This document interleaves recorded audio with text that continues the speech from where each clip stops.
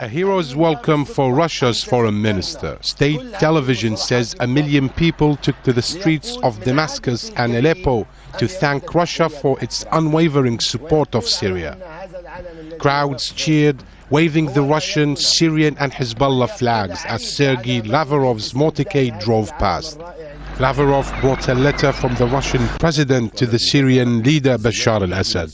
Not much is known about what it says, but Russia insists. Well, we're looking right now at a live event that's taking place in Damascus, and that's a pro-Assad rally that's taking place with in as many months, where thousands have come out, obviously showing their support for the government. And this comes in the wake of what happened at the UN Security Council in terms of the veto that Russia exercised along with China. Tell us a little bit about how that was received in Damascus, and of course what we're seeing right now live from Damascus, which is this pro-Assad rally in the capital. As you can see, it's not only pro-Assad rally, it's also a pro-Russia rally.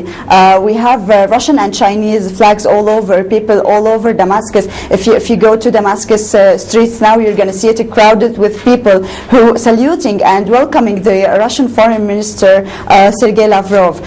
Syrian people are with this visit because they think that this visit will solve the crisis, and they have high hopes about it. So as you can see in front of you now, people came from everywhere to Damascus, and exactly in Masjid area, to say thank you Russia, and to insist on the help of Russia and China, and to thank them for the veto in the UN Security Council.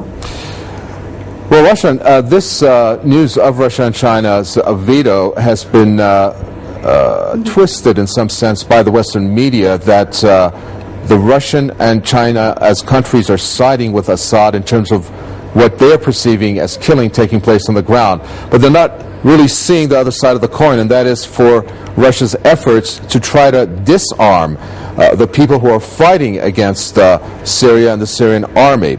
If you can tell us, if you can, about what's on the agenda of the Foreign Minister, Sergei Lavrov, in terms of his visit to Syria. Well, as we know that Russia insisted that the solution of the crisis happens in the Syrian house first, before it should have gone to the Arab League and before it goes to the UN Security Council. So it should have been solved here. So this is what Russia is trying to do. They are trying to solve the crisis now, and I believe, and as Syrian citizens believe, that the crisis will be solved after this meeting between Sergei Lavrov and President Bashar al-Assad, because this meeting is going to put a limit and an end to terrorist groups, and it's going to be like holding the solution for the crisis. This is what we believe here. Very good. Thank you very much, Rashan.